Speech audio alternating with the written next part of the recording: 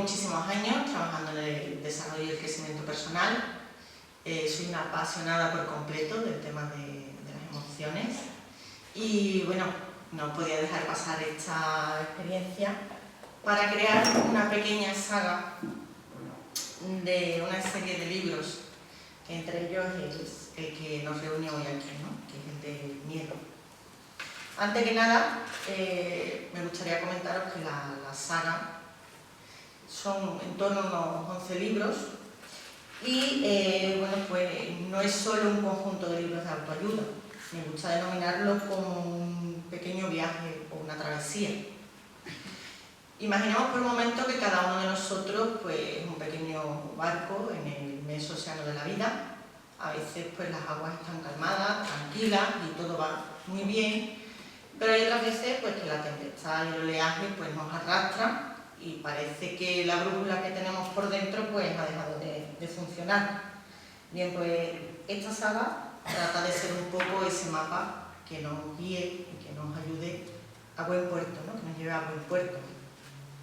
Los que me conocéis y habéis podido escuchar la entrevista que di en Radio Guadaira el lunes pasado, comenté ya de antemano que en la saga no había soluciones mágicas, para nada, perdón un segundo, no había soluciones mágicas para nada, pero sí había herramientas, consejos, ejercicios, pues que nos iban a acercar un poquito más a esa vida llena, ¿no? Esa vida plena. Quizás la pregunta del millón, la pregunta que todo el mundo me ha hecho es ¿por qué una saga? ¿Por qué tantos libros? ¿O por qué tantos temas? Bueno, pues porque la respuesta la tengo muy clara, es que no solo hay un manual para vivir mejor, hay veces que necesitamos pues, que nos ayuden a encontrarnos, otros a saber quiénes somos, otros a valorarnos, otros como hoy a romper con los miedos y liberar esas barreras internas, ¿no? Y bueno, ya hablando del miedo, dejo la saga por el momento a un lado y me centro en el protagonista de hoy, Libérate del miedo.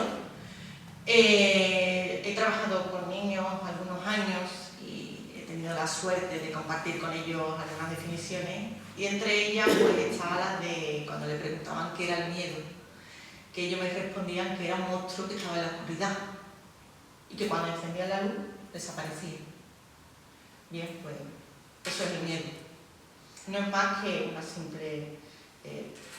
un simple producto de nuestra imaginación, que la aumentamos, no es más que ese monstruo debajo de la cama que alimentamos con la oscuridad del desconocimiento y que cuando encendemos la luz, con valentía, con decisión, con coraje, pues vemos que o desaparece o se vuelve muy pequeñito.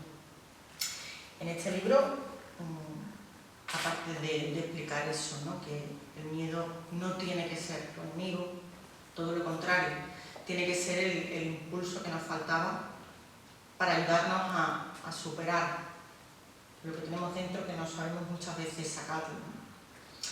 A través de muchas de las prácticas a lo largo de los años en los que he trabajado y he estudiado la mente humana, pues me he dado cuenta de que la mayoría de las barreras o de las creencias que nosotros nos ponemos pues son solo eso, producto de una imaginación que está oscura, que carece de conocimiento, ¿no? De la luz del conocimiento.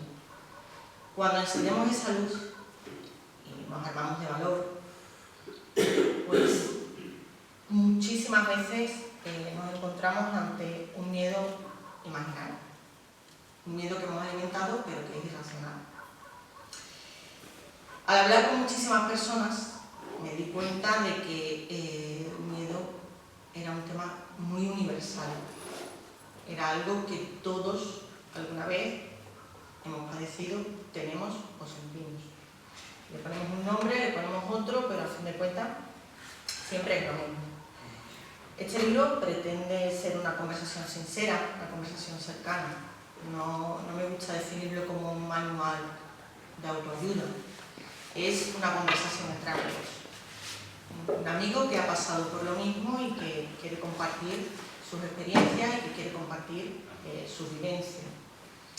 A día de hoy vivimos una era de cambio constante, en el que muchos de los miedos que antes nos parecían irracionales hoy tienen nombre. Por ejemplo, me vais a permitir que nombre algunos de ellos para poneros más o menos en contexto. En el cajón de arriba, me gusta meterlos por cajones para ordenarlo mucho. En el cajón de arriba hay 4 miedos muy relacionados, que ahora os explicaré el porqué. El miedo al fracaso, que a día de hoy pues, también está muy en tendencia. El miedo al rechazo, el miedo al que dirán y el miedo a decepcionar a los demás, pues los he metido en el mismo cajón porque tienen la misma raíz. Y a fin de cuentas, con un nombre o con otro, pero los 4 tienen casi la misma solución. Es un miedo que no llega a culminar y que nos atasca y donde estamos y no nos deja salir de esa zona de confort que creemos que estamos seguros, pero no es así, la realidad no es así. Después, miedo al cambio, es un miedo también que se hace muy actual, que se hace muy presente a día de hoy, y es que nos resistimos muchas veces a dejar cosas que creemos que nos hacen bien por ese miedo a esa incertidumbre, ¿no? De qué vendrá después.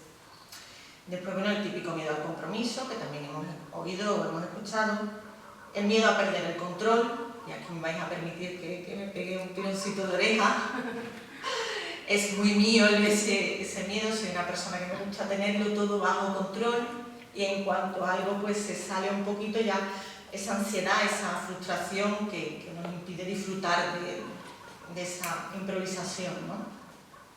Y después en el último cajón, pero no menos importante, hay 2 miedos que sí me gustaría nombrarlos, que os va a sonar un poco cuando yo diga que los dos, que ambos miedos están relacionados, porque ambos miedos se relacionan con la vulnerabilidad humana y nos enseñan mucho sobre la autoaceptación.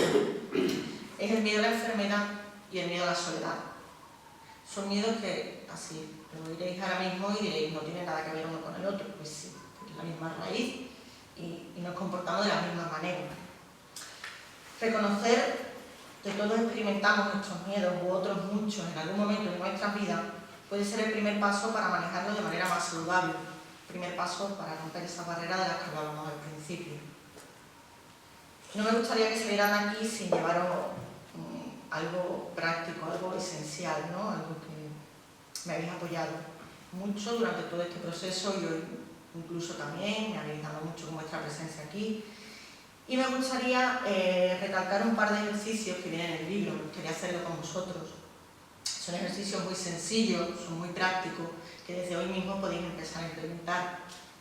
Uno de ellos yo lo he trabajado mucho, que es el de la visualización del peor escenario.